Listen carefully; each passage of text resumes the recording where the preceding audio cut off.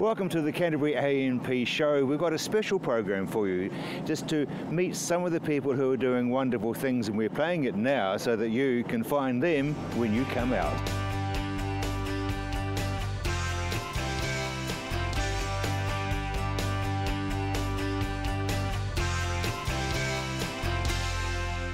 Cactus Outdoor Gear, you guys have got a huge reputation for real tough stuff.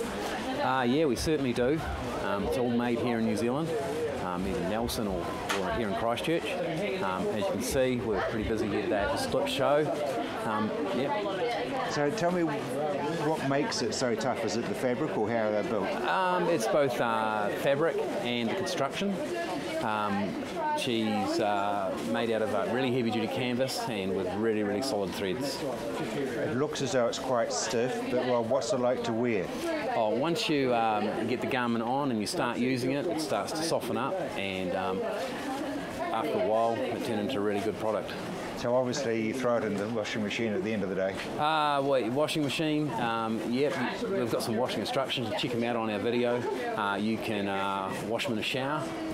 Really? Yeah, wash them with a water blaster. Yeah, that I've got to see. Yeah. Well, go online, check out our site, look at our washing instructions. Or for ultimate care, you can wash them by hand. So anything from doing hands to the water blaster, Rob, I think that's amazing. Well, it really depends, you know, like a customer's got their own preference. Some people don't want to wash them, but, you know, each to their own. So you've got a big range. You've got shorts, you've got longs, you've got jackets. Yep, we do shorts, longs. We also do packs and bags as well. It's all pretty solid stuff. So. Big range of sizes, because farmers and outdoor guys come in all shapes and sizes. Yep, we cover everything up to sort of 3XL, and then we do offer a custom service. So on our pants and shorts, if you need something and you don't fit normal sizings, come see us. Is it heavy and hot to wear? I consider the product stiff, but it's actually lighter than a pair of jeans. So once it's broken in, I don't really consider them any hotter than a pair of jeans. Because that would be one of the things that people would look at and they'd go, ooh. I think we've really got to get down here, put them on, and check them out to see what they're like. Yeah, I think looking at some of the longs, you've got reinforced knees and that sort of thing, so that they'll wear forever. Yep, they last a really long time. We've got a warranty, and it's a lifetime on workmanship and materials. That's not your lifetime, that's the lifetime of the product, but for most people, you're going to get a very long time out of our pants. So the people who do the work need the clothing that'll match them. That's pretty much it. If you're doing really hard work and you want something that doesn't fail, our product's for you. First port of call is to the diabetes stand, and Lynn, you've got some very special drinks that are ideal for people that don't need sugar.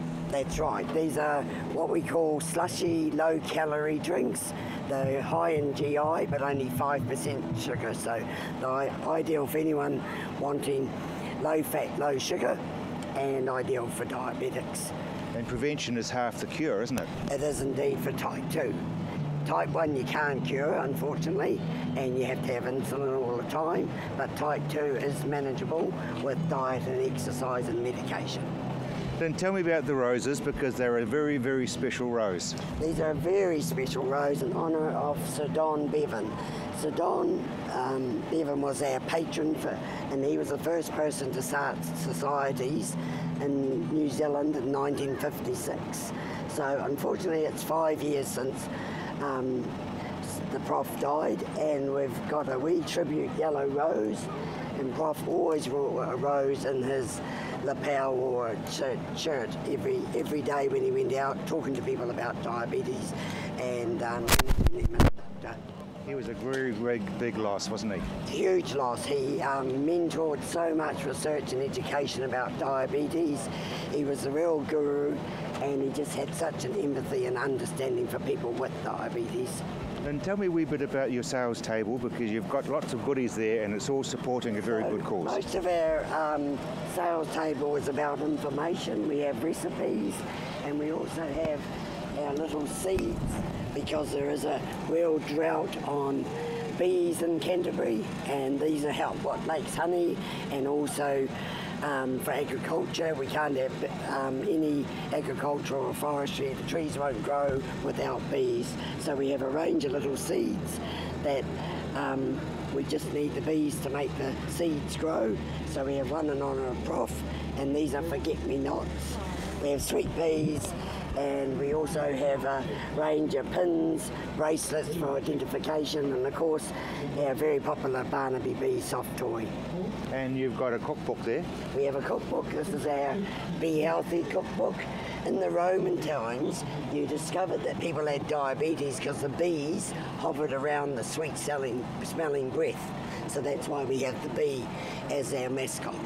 I had no idea about that. So that's how that works. That's right. They found cesspits with the people that had died from diabetes, because the only cure with no medication back then was starvation.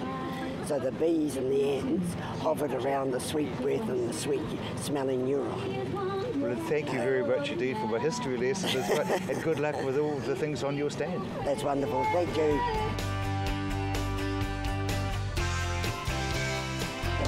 Well, it might be 4 or so years on, but Joe, we've still got people who are needing help regarding earthquake and accommodation. We certainly have.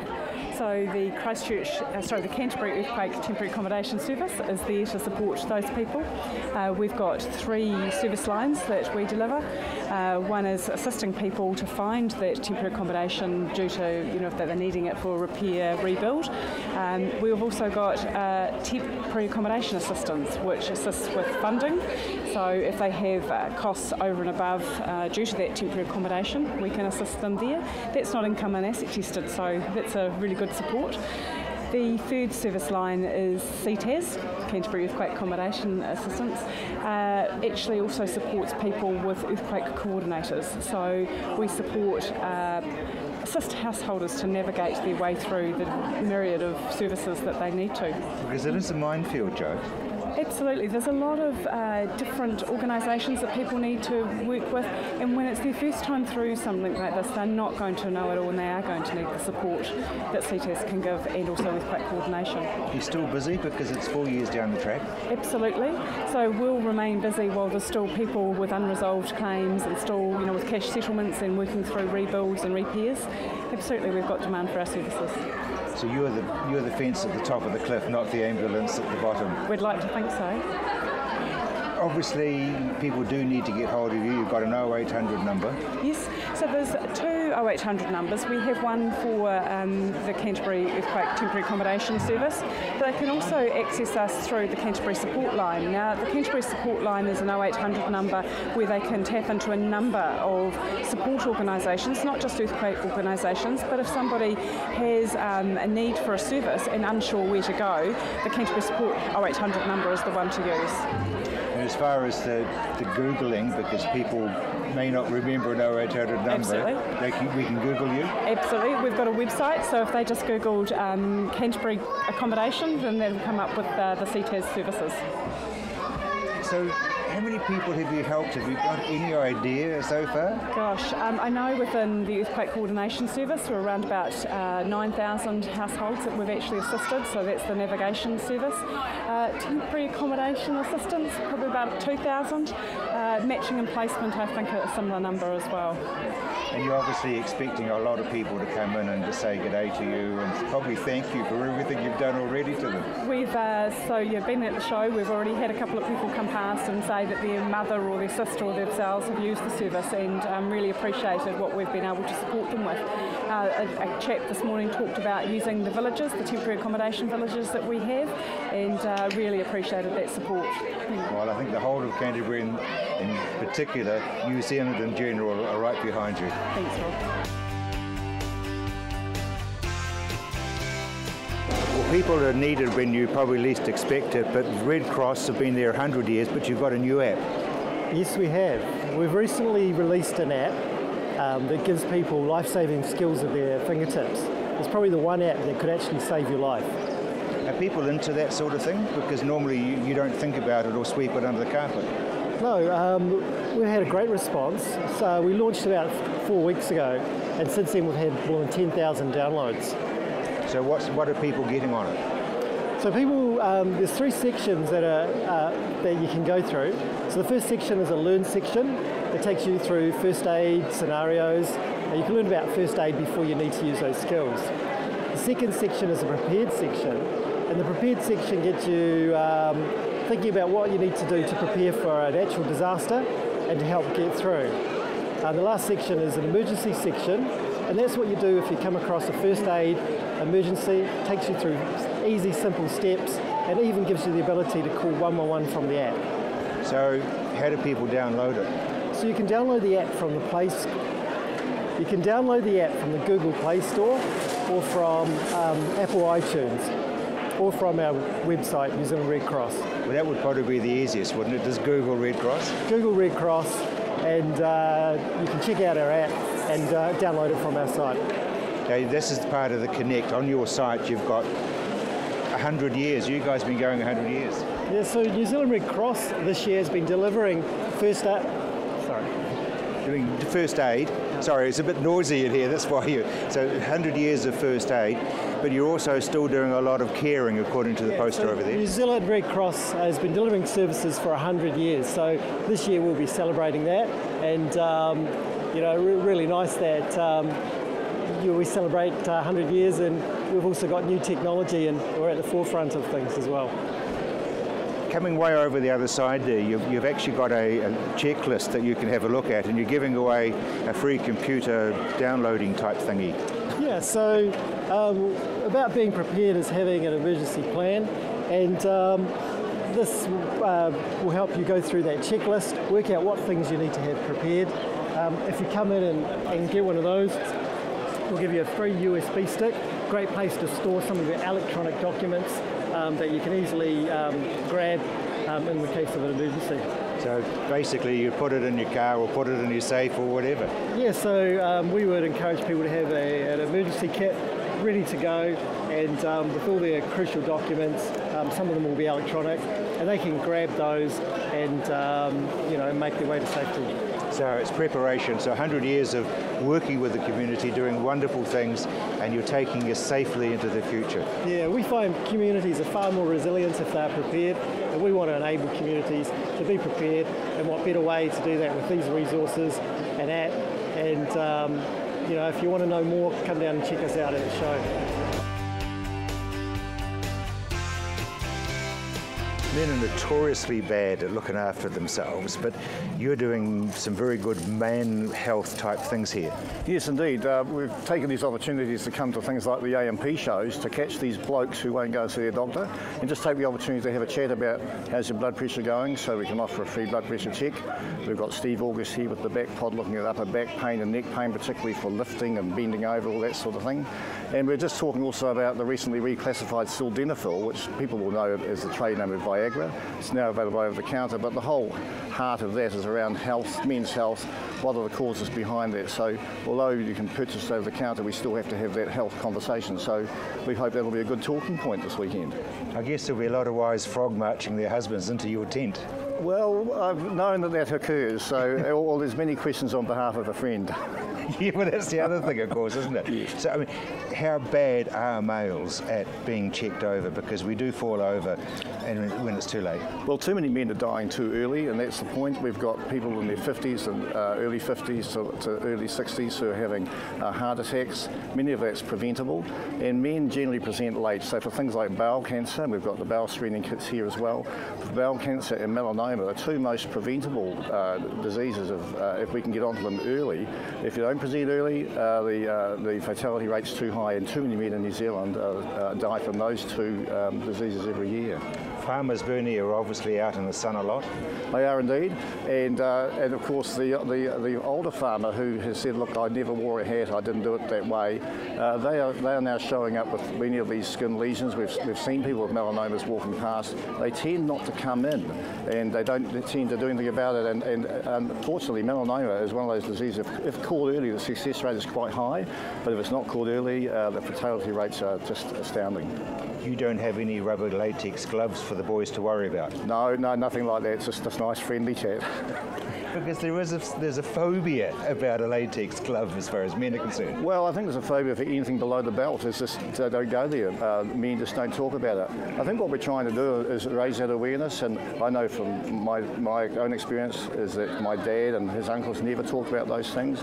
We're trying to have those conversations, and I'm seeing now that in our sons, and I've got my boy here this weekend, the younger lads are starting to talk about this a bit more in a normal way and bring these problems out early, which is great. And even talking about their feelings and depression and all those sorts of things, youth, suicide.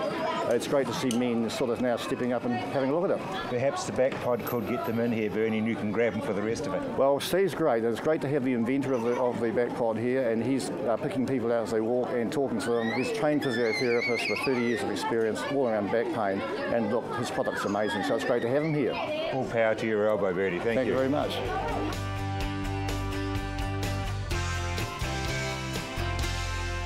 Just inside the main entrance for the RDA building, there's a magnificent collection of jewellery. Diane, pearls, they're the oldest jewellery really in the world. They are, Rob. Yes, they are. And they're just the most beautiful gem, and they're the only gem, actually, the jewel that's made by a living animal out of the sea. So you look at something like that, for example, and that's the sort of shell. Yes, that's the shell where the pearl's cultured in. So, you know, the pearl is formed in there, and there's a little pearl there that's just started to form. And that's the size shell that the actual pearl comes from. It's that big. It's quite big, isn't it? It is huge. Now, it's a great standing thing. It's to wear pearls, you're showing your status in life. You are. In ancient Rome, pearls were regarded as one of the social standing of wealth and, And standing. Yes. Absolutely. So it was the upper class. I suppose. It is really. I suppose you could say that. Let's have a look at these ones over here, because these are your special design. These are your own designs. Yes, they are. I have these made by a jeweller in Shanghai, and we've got 3 strings, single, big pearl baroque in champagne colours. This is a double necklace, very good quality pearl. It's 11 centimetres, and you always tell a good pearl by its lustre and by the roundness. And this has a Cartier clasp. Isn't that gorgeous? With the emerald green eyes. I mean, these are collector's items. They are heirlooms. They are absolutely heirlooms. They're just beautiful pearls. And these here are shell pearls, and to buy a real South Sea pearl necklace would probably cost you £149,000. Really? I had that priced in Mayfair and Burlington Arcade in London. So I had them copied as shell pearls because I didn't think anyone would be going to be paying £149,000. So that's the collection there of the pearls, and then there's all these different colours here. Champagne, white, got multicolour here, sort of a dusky pink, and just the cream. We have coin pearls here. These are very popular in America, coin. Tooth pearls. These are lovely little tooth pearls. And we have the pearl bracelets, which are just beautiful, really. And they've got a magnetic clasp. And you've got a bit of a show special. If anybody's been watching us here at the show, there's an extra 10%. There absolutely is. If they come in and tell me they saw this on CTV, then there's a 10% discount over and above the wholesale price. So it is wholesale price. It's Diane White-Johnson, as we said, just inside the door of the RDA building, where there's a lot of indoor exhibits. Yes.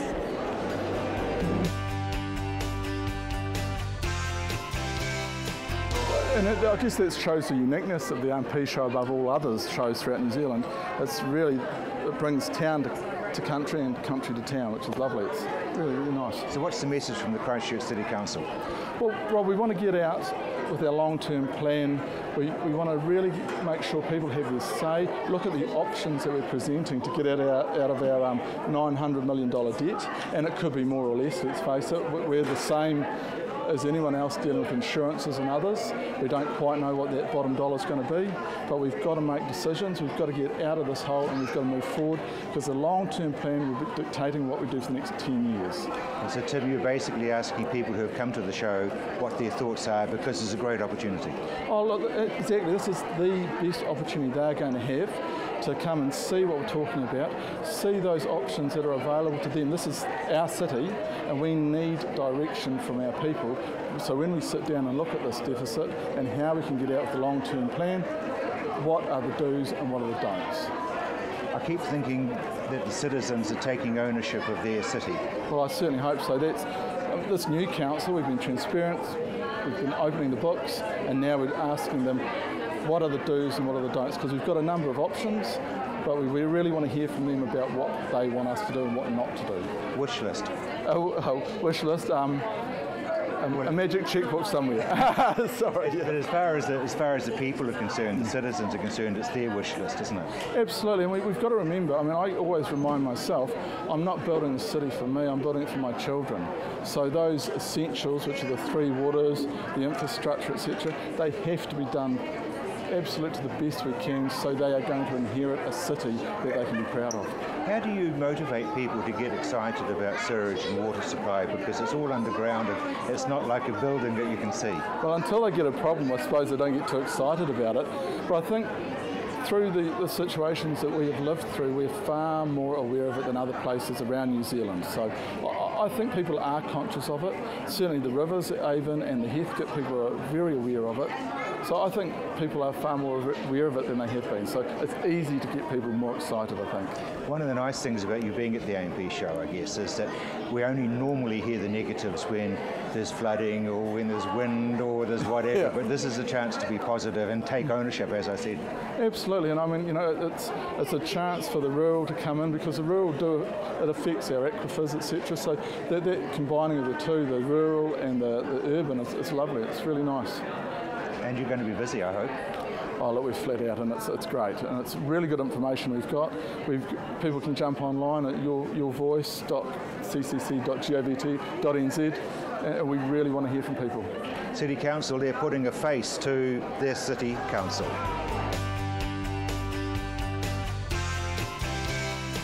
So Dan Cosgrove, based in Timaru, you're legends. You've been around for a hell of a long time. What is that? This particular item here is a heat exchanger for drying grain. So it's got a wee diesel burner unit on the back that heats up the internals.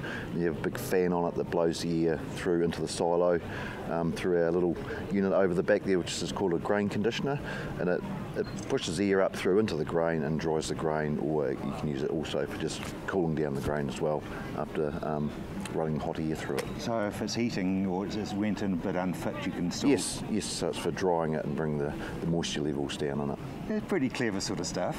Yeah, no, Dan Cosgrove's been making grain-specific gear for many, many years, so New Zealand, the only New Zealand manufacturer of silos of the style and these bits and pieces. So you start your silos. I see you've got those safety rails for the Yosh business. Yeah, so it's critical these days that people comply with health and safety. So, and we've got a special on at the show here for safety cages for our silos. So they just clip onto the ladders that go up the side. So very easy to fit. We can fit them if the customer requires, or else they can buy a wee kit set and fit them themselves. So we got 30% off the cages here for the show. And if they actually come into you and say, you were at the show with those, you'd probably still buckle, wouldn't you? Oh, well, she's a show special, so yeah, they're going to come along and see us here if they can. Okay. But they will be available ongoing, yes. Tell me about this little one, because it's a cute little thing, but it's not actually a silo. Okay, this is actually what we've called D-Shed, so it's a Dan Cosgrove's silo shed. So we've just developed it out of all the parts that we make from a silo. So yeah, it's a nice heavy duty wee unit, fantastic for out on the farm or in the big garden. You could store anything in it, chemicals if you wanted to, or use it for your garden shed. It's got shelves, skylight inside, a bench in there, so and there's hooks there to put all your tools on. So yeah, we've got a show special on for those as well, so that's something quite unique that it's a bit different to the other sheds that are on the market currently. Of course, the thing is that it could be written off by the accountant as a silo rather than a garden shed. Yeah, look, we won't enter into the accounting side of things, but the customer can do what they like, so yeah, sure. Very, very important when it comes to your line of stuff. It's drying, conditioning and storing, because we're still the grain basket, aren't we? We are, yeah. No, New Zealand's a big producer of grain, so and the commodity's getting worth a lot of money, so you've got to look after it, and the last thing you want is your grain going off after some time sitting in your silos, so yeah, you've got to make sure that you keep keep it in good condition. Well, you put a lot of inputs into it, so you don't want to lose it.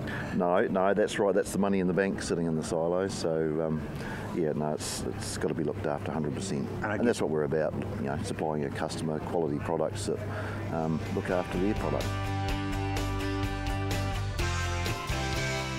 Well, Garden City Helicopters, it's a very close role between your business and the farming world. Well, exactly, yes. So Garden City Helicopters also are the operators of the Westpac Rescue Helicopter, which we really wanted to be here over the 3 days so we can highlight to farmers, you know, obviously there's a lot of farming accidents that happen that we have to go to. We are probably the largest rescue operation in the Southern Hemisphere. And most of them are rural. And most of them are rural. A lot of them are. Probably 60-70% of what we do is to the community in the rural communities. So farming accidents like around horses is probably the major one, and then second is probably quad biking. So yes, so and farmers of course, there's road accidents as well, Ellie.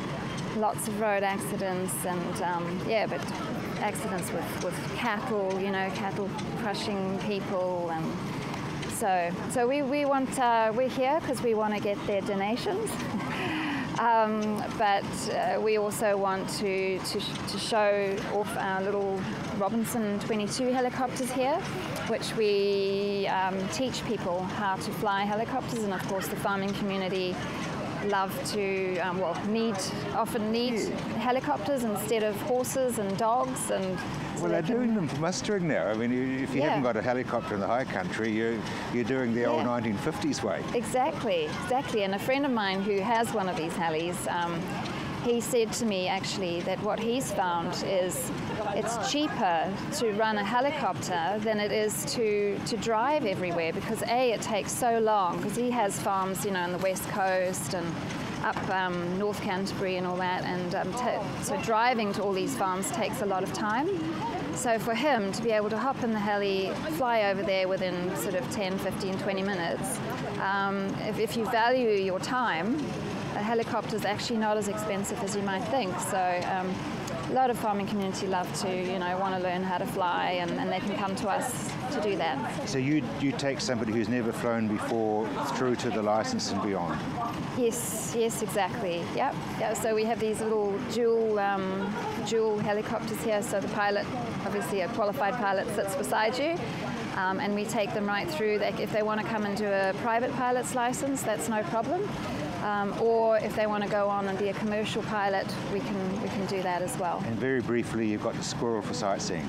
That's right, yeah. So you can come to the show here, and for $65 per person, you can get a joyride in a helicopter. You'll never find a cheaper option than right here at the show. You never find anything that's more fun either. That's right, and with Christmas coming up, you can buy a scenic flight for family or friends, or we do a lot. We go to the Southern Alps, we go to Akaroa. Akaroa is the most beautiful place to fly to, and of course, yeah, the options are endless. So everything from pearls to very, very strong workwear. That's just the tip of the iceberg, this at the Canterbury A & P Show. It's a wonderful, wonderful event, and I'm sure you're wanting to go there and enjoy it.